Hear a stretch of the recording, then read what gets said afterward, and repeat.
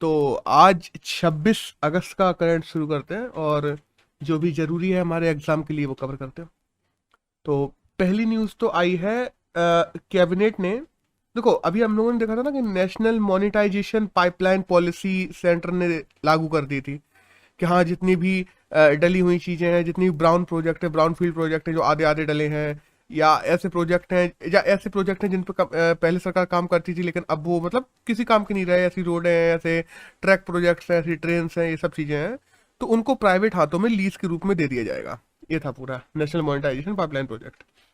उसके हम्म। तहत अभी कैबिनेट ने 15,000 करोड़ करोड़ का फॉरेन डायरेक्ट इन्वेस्टमेंट मिला है। कब और किस कंपनी की तरफ से मिला है? तो AIIH company, Anchorage infrastructure investment holding company है एक। तो AIIH कंपनी से अपन लोगों को मिला है 15,000 करोड़ का एक FDI, जिसको अभी हमारी कैबिनेट ने अप्रूवल दे दिया है।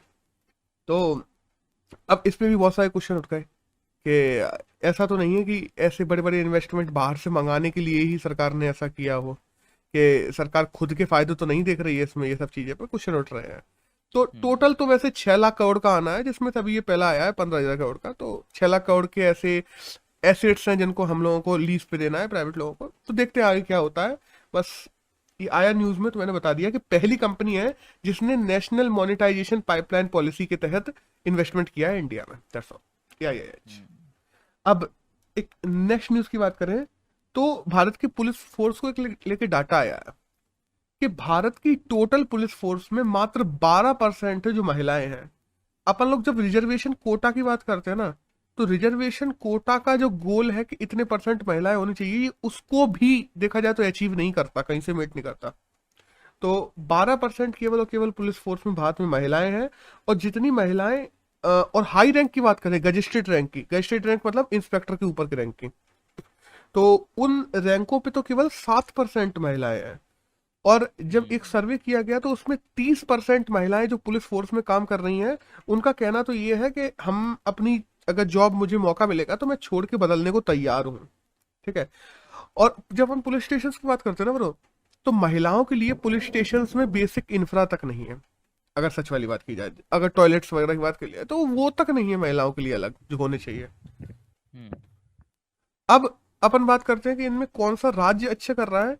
तो बिहार राज्य है। देखो बिहार हर चीज में बैक रहता है, यहाँ पे बिहार ने झंडे गाड़ रखे हैं कि बिहार हम्म। अकेला ऐसा राज्य है जिसमें 25% महिलाएं ऐसी हैं। टोटल पुलिस फोर्स की महिलाएं 25% है। और सबसे बुरा अगर जो परफॉर्म कर रहा है उसकी बात की जाए तो जम्मू कश्मीर है। जम्मू कश्मीर 3% है। That's all. हम्म। अब एक नेक्स्ट न्यूज की बात करते हैं। तो एक आई है येल ओमवैक को लेके। एक क्या है ना, गेल ओमवेट उनका नाम है, एक महिला का, जो जिन्होंने भारत में श्रमिक मुक्ति दल का गठन किया था अपने पति के साथ मिलके। जो भारत पाटंकर है उनके पति का नाम, उनके साथ में मिलके महाराष्ट्र में श्रमिक मुक्ति दल का गठन किया था। तो उनका अभी निधन हो गया है। बट ये महिला जानने के लिए इसलिए जरूरी जाती, पहली बात तो ये फॉरेनर महिलाएं थी जो इंडिया में आके उन्होंने यहाँ पे अपने भारत पाटंकर से शादी की थी। वो भी महाराष्ट्र में एक एक्टिविस्ट हैं बहुत बड़े। ठीक है। उसके बाद में अपन यूनिवर्सिटी ऑफ पुणे की बात करें तो यूनिवर्सिटी ऑफ पुणे में इस समय गेल ओमवे जिनका निधन हुआ है वो चेयरपर्सन भी थी। बहुजन मूवमेंट में इन लोगों ने बहुत सारे काम किया है, किताबें लिखी हैं, अपने जो नेशनल लीडर्स हैं उनके ऊपर काफी फेमस फेमस किताबें भी लिखी हैं इन्होंने। तो ये काफी फेमस पर्सनैलिटी थी महाराष्ट्र में। तो इस वजह से जानना जरूरी हो जाता है कि कौन है और इनका निधन हो गया। That's all. अब एक नेक्स्ट न्यूज की बात करते हैं। तो गूगल ने सेफ, देखो गूगल एक प्रोग्राम चलाता है जिस प्रोग्राम का नाम है बी इंटरनेट ऑसम। तो बी इंटरनेट ऑसम प्रोग्राम के तहत गूगल ने जो अमर चित्र कथा पब्लिकेशन है जो बच्चों की किताबें बनाता है, कॉमिक बुक्स। तो गूगल ने अमर चित्र कथा के साथ में MOU साइन किया है। किसके तहत? कि वो बच्चों में जो सेफ्टी लेसन्स हैं वो लेसन्स पहुंचाने के लिए, कहानियों के थ्रू पहुंचाने के लिए, इन सब के लिए गूगल काम करेगा अमर चित्र कथा के साथ में मिलकर बच्चों के लिए। That's all. अब हम्म। एक नेक्स्ट की बात करते हैं। तो आई है कमला हैरिस को लेके कि कमला हैरिस पहली वाइस प्रेसिडेंट बन रही है अमेरिका की, मतलब वियतनाम से जब से अमेरिका निकला हुआ उसके बाद। पहली वाइस प्रेसिडेंट है जो वियतनाम गई हैं, अभी ट्रिप पे गई हैं, हैनोई की ट्रिप पे बाय द वे।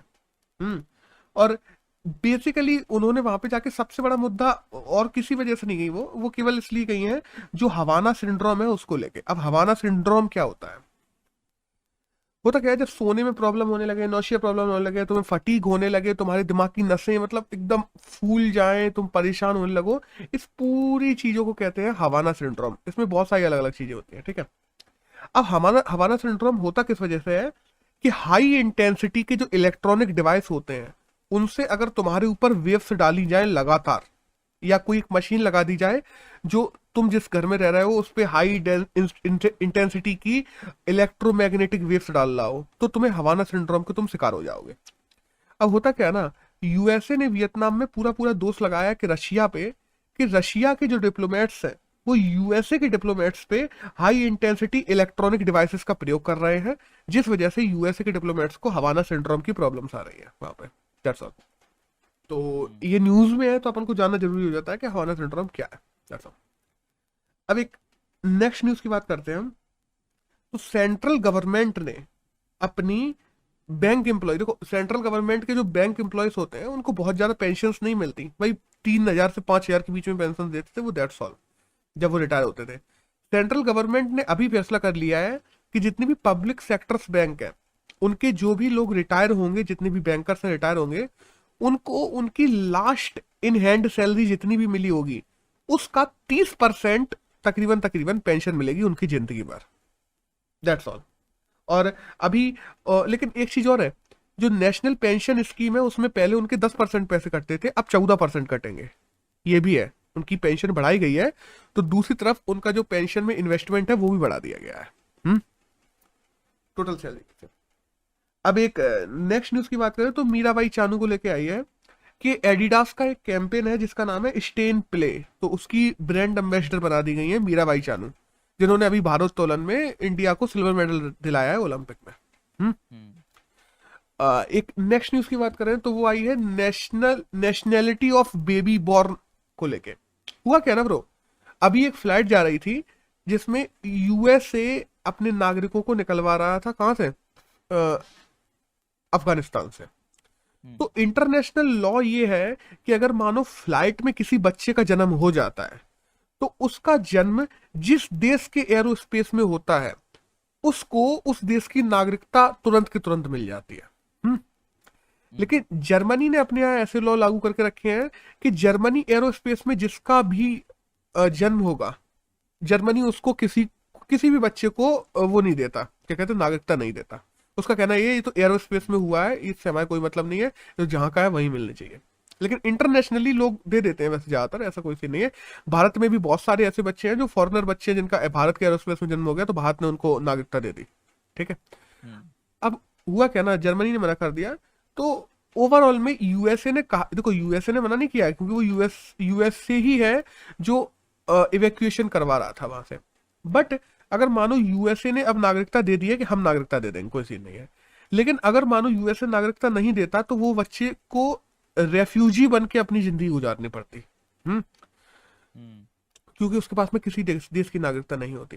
तो एक इंटरनेशनल लॉ बनाने पे बात उठ गई है तुरंत के तुरंत ही, जैसे ही जर्मनी ने इसको मना किया कि एरोस्पेस में जिन बच्चों का जन्म होता है, कुछ देश मानते हैं कि हाँ ये हमारा नागरिक हो जाता है, कुछ देश नहीं मानते हैं। जो देश नहीं मानते हैं उनको लेके एक सामरिक लॉ होना चाहिए, वरना ऐसा कौन ही देश होगा जो उस बच्चे को नागरिकता देगा अगर। तो इनको लेके एक इंटरनेशनल लॉ होना चाहिए यूएन में, तो उसको लेके बात उठ गई है। तो दैट्स ऑल, इसलिए हमको जानना जरूरी हो जाता है कि न्यूज में क्या है।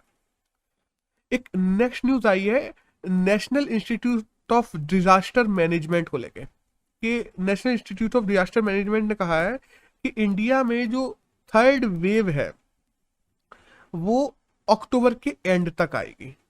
और बाय द वे उसने सेकेंड वेव का कुछ डाटा भी निकाला है, इसलिए अपन लोगों को जानना जरूरी हो जाता था कि सेकेंड वेव में जो भी प्रॉब्लम्स आई थी ब्रो, 63% वैकेंसीज हैं मेडिकल के सेक्टर में, उनको सरकार के द्वारा भरा नहीं जा रहा। तो 63% वैकेंसीज है और 82% जो मटेरियल अपन लोगों को जरूरत था कोरोना की सेकेंड वेव में वो भारत के पास में नहीं था। तो तकरीबन 80% मटेरियल की शॉर्टेज थी और 63% स्टाफ की शॉर्टेज थी, अगर अपन देखते हैं सेकेंड वेव में। तो थर्ड वेव जो आने वाली है अक्टूबर के एंड तक कहा जा रहा है, उसके लिए इंडिया को अभी से तैयार रहना चाहिए। और ये शॉर्टेजेस और ये जो होल बना हुआ है कि जो चीजें भरनी जरूरी है, जो इंफ्रा होना जरूरी है, जो चीजें होना जरूरी है, मेडिकल इक्विपमेंट्स होना जरूरी है, वैकेंसीज भरना जरूरी है, इनको जल्दी से जल्दी भरा जाना चाहिए। That's all. अब एक नेक्स्ट न्यूज आई है ऑपरेशन देवी शक्ति को लेके। अभी ब्रो देखो, हम लोगों ने देखा ना कि अफगानिस्तान से हम लोगों ने इंडियन लोगों को बाहर निकाला है। तो इंडियन लोगों को अफगानिस्तान से जो इवैक्यूएशन करवाया जा रहा है इंडियन गवर्नमेंट के द्वारा, इस ऑपरेशन का नाम हम लोगों ने रखा है ऑपरेशन देवी शक्ति। That's all. तो ये ऑपरेशन का नाम जानना जरूरी हो जाता है। हमारे उपराष्ट्रपति हैं वेंकैया नायडू, उन्होंने अभी हम्पी को विजिट किया है, और अगर हम्पी न्यूज में आ जाता है तो इसलिए हमें हम्पी के बारे में जानना जरूरी हो जाता है। अब हम्पी के बारे में थोड़ी बात करते हैं। तो हम्पी विजयनगर साम्राज्य जो था 14 से 16वीं शताब्दी के बीच में, उसकी राजधानी था। अब थोड़ा विजयनगर साम्राज्य के बारे में बात करते हैं। तो 1336 में हरिहर और बुक्का थे जिन्होंने विजयनगर साम्राज्य की स्थापना की थी। ठीक है। और विजयनगर साम्राज्य पे 4 अलग अलग वंशों ने राज्य किया है। पहला वंश था संगम वंश, दूसरा था सुलभ, तीसरा था तुलुव, और फोर्थ था अरायवीडु। अरायवीडु लास्ट वंश था। उसके बाद में 1565 में जो बैटल ऑफ तालीकोटा हुआ था, उसके बाद में पूरा विजयनगर साम्राज्य खत्म हो जाता है।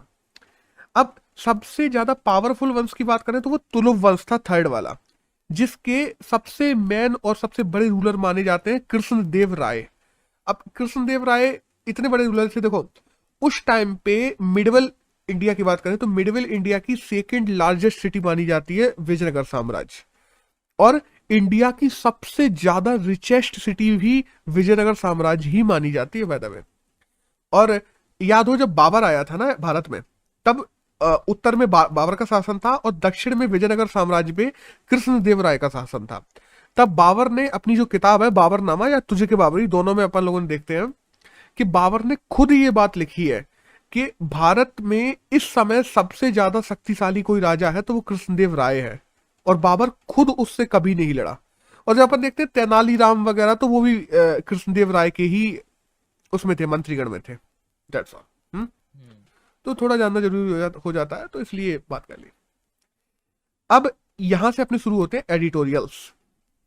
एक एडिटोरियल आया था हिंदू में क्लास और इनकम को लेके। है क्या ना कि जब अपन देखते हैं ना कि पहले बात उठी थी कि कास्ट को रिजर्वेशन देनी चाहिए, तो रिजर्वेशन किस आधार पे दी जाए? कास्ट के आधार पे दी जाए कि इनकम के आधार पे दी जाए? मतलब देखो, क्लास का मतलब होता है कास्ट। कास्ट तुम्हारा एक स्टेटस है और क्लास तुम्हारा एक इनकम स्टेटस है कि हाँ तुम पॉवर्टी क्लास से हो कि तुम अमीर क्लास से हो, ये तुम्हारा एक इनकम स्टेटस है, क्लास। और जब अपन कास्ट की बात करते हैं तो कास्ट तुम्हारा एक ऐसा स्टेटस है कि मतलब तुम्हारा सामाजिक स्टेटस है। तो क्लास और कास्ट में बहुत अंतर होता है, एक इकोनॉमिक स्टेटस है और एक सामाजिक स्टेटस है। तो Indira Sahni versus union of India case हुआ था इसके लिए। तो इसमें बात उठी थी कि रिजर्वेशन किस आधार पे देना चाहिए, एजुकेशन के आधार पे देना चाहिए कि सामाजिक आधारों पे देना चाहिए। तो उस समय सुप्रीम कोर्ट का जो जजमेंट आया था उसमें यह कहा गया था कि इकोनॉमिक क्राइटेरियाज हो सकते हैं, बट इकोनॉमिक क्राइटेरियाज के साथ साथ में अपन बात करते हैं पिछड़ेपन की, अपन बात करते हैं एजुकेशन की, उन सबको भी आधार बनाया जाना जरूरी है जब अपन रिजर्वेशन देते हैं। बट उसके बाद हम देखते हैं कि 1992 में क्रीम लेयर का कॉन्सेप्ट आया ओबीसी में। ठीक है। और बाय द वे अभी 103 जो संविधान संशोधन है 103 कॉन्स्टिट्यूशन अमेंडमेंट, उसके द्वारा ईडब्ल्यूएस को भी आरक्षण दे दिया गया 10%, इकोनॉमिकल वीकर सेक्शन को। तो इन दोनों में हम देखते हैं क्या क्राइटेरिया रखा गया, इन दोनों में क्लास क्राइटेरिया रखा गया। क्लास का मतलब है इनकम, इकोनॉमिक स्टेटस।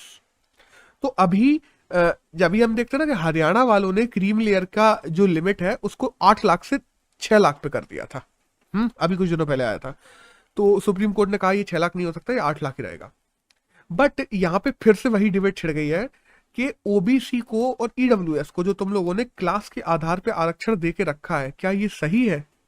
क्योंकि हम लोग इकोनॉमिक क्राइटेरिया को कभी रिजर्वेशन का मानक मान ही नहीं रहे थे, और इकोनॉमिक क्राइटेरिया को तुम रिजर्वेशन का मानक या रिजर्वेशन के लिए प्रपोर्शन कैसे मान सकते हो? तो इसको लेके फिर से डिबेट छिड़ गई है अभी इंडिया में कि हाँ कि क्या होना चाहिए। ऑल दो हम जब क्रीम लेयर को देखते हैं तो ओबीसी के 8 लाख के ऊपर जो साल में कमाते हैं लोग, उनको अपन क्रीम लेयर में रखते हैं। और ईडब्ल्यूएस में वो किन लोगों को रखते हैं जो जनरल में 8 लाख के ऊपर कमाते हैं, उनको ईडब्ल्यूएस में नहीं नहीं रखते हैं, ठीक है। तो हम लोगों ने ओबीसी सेक्शन को और जनरल सेक्शन को, क्योंकि जनरल में भी ओबीसी, जनरल में जनरल के लोग आते हैं और ओबीसी में अदर अदर कास्ट के लोग आते हैं, बहुत सारी कास्ट है। अब इसमें प्रॉब्लम फिर वही आ गई ब्रो, कि हम लोगों ने यहाँ पे इकोनॉमिक क्राइटेरिया रख दिया। इकोनॉमी अगर अपन बात करें क्रीम लेयर ओबीसी में या ईडब्ल्यूएस जनरल में, तो यहाँ पे भी हम लोगों ने इकोनॉमिक क्राइटेरिया ही सेट करके रखा है। बट इंदिरा साहनी केस में कहा गया था कि केवल इकोनॉमिक क्राइटेरिया नहीं होना चाहिए कभी भी रिजर्वेशन में, उसमें सामाजिक, आर्थिक, राजनीतिक और साथ साथ में जो कहते हैं ना, पढ़ाई लिखाई कैसी है, मतलब हर प्रकार के क्राइटेरिया, बहुत सारे क्राइटेरिया होते हैं, उनको देख के करना चाहिए। तो क्या जो क्रीम लेयर कॉन्सेप्ट है या जो ईडब्ल्यूएस कॉन्सेप्ट है, ये क्या सही है? क्या इसको क्लास के आधार पे चलने देना चाहिए, क्या इसको नहीं चलने देना चाहिए? और क्या इसको कास्ट और क्लास दोनों में बांट के देखना चाहिए? और जो इंदिरा साहनी केस में सुप्रीम कोर्ट ने वर्डिक्ट दिया था, उस हिसाब से ही डिफाइन होना चाहिए और इन सब चीजों को दोबारा डिफाइन किया जाना चाहिए? ये सब यहाँ पे क्वेश्चन उठ जाते हैं। तो अब देखते हैं आने वाले समय में क्या होता है। इस पूरे आर्टिकल में तो यही था। हम्म। अब इसमें इसमें तुम्हारा क्या ओपिनियन है? देखो, मेरा ओपिनियन ये है ब्रो, क्लास के आधार पे रिजर्वेशन, देखो क्लास के आधार पे रिजर्वेशन देना जरूरी है, मेरा ओपिनियन ये है। क्योंकि देखो, जो क्लास के आधार पे दबे तबके है, देखो मानो चाहे ना मानो, जिसके पास में पैसे कम है उस इंसान को सामाजिक जजमेंट भी नहीं मिल पाती है, उसको भी सामाजिक रूप से वो बैकलैश झेलने पड़ जाते हैं जो किसी एक क्लास को झेलने पड़ते हैं। कई बार हम लोगों ने देखा है, जो गरीब लोग हैं, अमीर लोग उनका उपहास बना देते हैं, मजाक उड़ा देते हैं भाई। और नॉट इवन मजाक, उनको कई प्रकार के और भी बैकलेस झेलने पड़ते हैं। जो गरीब है वो अपनी शिक्षा के लिए उसके पास में पर्याप्त रुपए नहीं है कि अपने बच्चों को अच्छी शिक्षा दे पाए। जो गरीब है उसके पास में इतना रुपए नहीं है कि वो अच्छा न्यूट्रिशन दे पाए अपने बच्चों को। जो गरीब है वो ना अच्छा पढ़ा सकता है, ना लिखा सकता है, अच्छे से ना रह सकता है। तो सोचो, जिसके पास में बचपन से ही एक बैकलैश रहा, जिस बच्चे के पास में जो पहले से ही पीछे खड़ा हुआ है, और एक अमीर जो एक पहले से ही आगे खड़ा हुआ है लाइन में, जब ये दोनों दौड़ेंगे एक अंतिम छोर पे पहुंचने के लिए, तो कौन पहले पहुंचेगा हम दोनों को पता है। हम्म। हम्म, तो सरकार को रिजर्वेशन देके इस गरीब को उस उस अमीर के कहता हूं कि तकरीबन बगल में ना भी पहुंच पाए, तो एक कॉमन ग्राउंड तक तो पहुंचा दे जहां से कम ये भी एंड तक पहुंच पाए, कभी तो पहुंच पाए। समझ रहे हो मैं क्या कहना चाहता हूं? इसलिए इकोनॉमिकल वीकर जो लोग हैं उनको भी रिजर्वेशन मिलना जरूरी है, मैं इसके पूरे फेवर में हूं। बट अपन दूसरी तरफ देखते हैं कि रिजर्वेशन का स्टार्टिंग क्राइटेरिया कुछ भी रहा हो, बट बदलते हुए समाज के हिसाब से हम लोग समाज की जरूरतें समझते हैं। उस समय समाज की जरूरतें कुछ और थी, आज समाज की जरूरत कुछ और है। उस समय हम अंडर डेवलप्ड कंट्री थे ब्रो, ज्यादातर लोग देश में गरीब थे। आज हम लोग जब देखते हैं ना, तो लोगों के बीच में आय की असमानता बहुत ज्यादा है, ठीक है। अमीर बहुत अमीर होता जा रहा है, गरीब बहुत गरीब होता जा रहा है।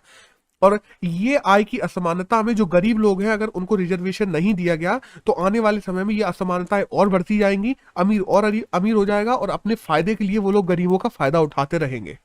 तो जरूरी है कि हम सामाजिक परिप्रेक्ष्य में, अवसरों के परिप्रेक्ष्य में गरीबों को भी उस समान पटल पे लाके खड़ा करें जिस समान पटल पे अमीर लोग हैं, और उन लोगों को वो सामाजिक समरसता उपलब्ध करवाने के लिए हमें उन्हें आरक्षण देना जरूरी है।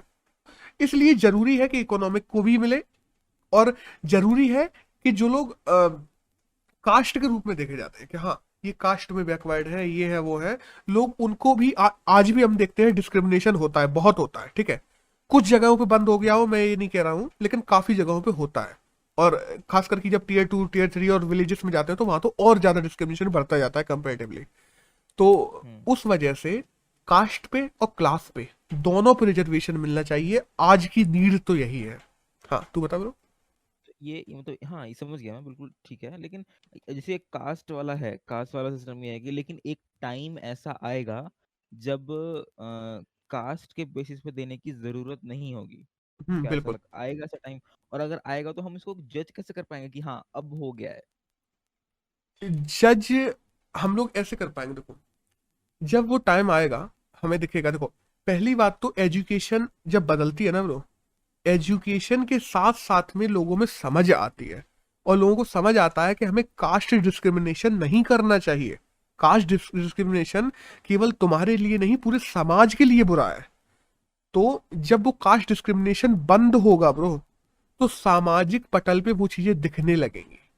क्योंकि अभी हम लोग प्रत्यक्ष रूप से देख सकते हैं ना ब्रो, जब सर्वे होते हैं कास्ट डिस्क्रिमिनेशन को लेके, इंडिया में सर्वे होते हैं बहुत सारा, बहुत अलग अलग प्रकार के, अलग अलग कुछ प्राइवेट एंटिटी करवाती है, कुछ सरकारी एंटिटी करती है।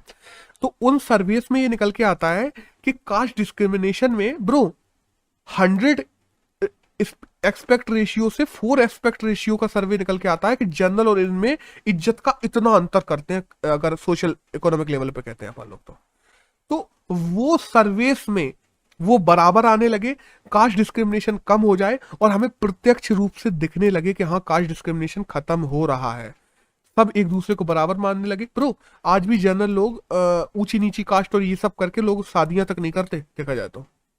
उस चक्कर में वो सारी डिस्क्रिमिनेशन खत्म हो जाए, सब लोग एक समान पटल पे आ जाए, सबके पास में शिक्षा हो, तब हम लोग और जो अपने सेंसस वगैरह निकलते हैं, और भी जो चीजें निकलती हैं अलग अलग, देखो डाटास निकलते हैं, उन सब में ये डिस्क्रिमिनेशन का डाटा कम होने लगे जैसे ही, तब इंडिया के पास में एक अच्छा मौका होगा कि कास्ट डिस्क्रिमिनेशन को लेके जो आरक्षण मिल रहा है उसको खत्म किया जा सके।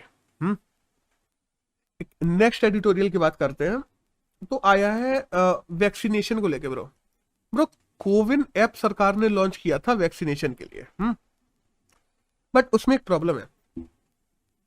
देखो कोविन ऐप पे तुम रजिस्ट्रेशन करवाते हो तभी तुम्हें वैक्सीन लगती है वैक्सीनेशन सेंटर पे जाके, अपने देश में ज्यादातर जगह यही चल रहा है। अब प्रॉब्लम क्या ना, पहली बात तो कोविन ऐप सेकेंडों में वैक्सीन खत्म हो जाती है वहां पे, ठीक है, पहले तो प्रॉब्लम ये है कि आते ही। उसके बाद में लोग डिजिटल लिटरेट नहीं है ब्रो।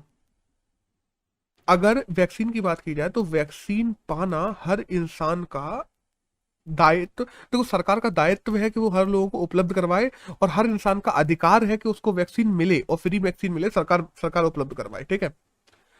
लोगों को जस्टिस नहीं मिल पाएगी अगर तुम हर जगह डिजिटल लिटरेसी को छड़ दोगे। तो अगर डिजिटल ट्रांसफॉर्मेशन हर जगह करने की कोशिश की जाएगी, तो सरकार जो सर्विस डिलीवरी कर रही है, इवन पेंडेमिक जैसी स्टेज में, क्योंकि इस समय पेंडेमिक चल रहा है, और पेंडेमिक जैसी स्टेज में लोगों को वॉर लेवल पे वैक्सीनेशन होना जरूरी है।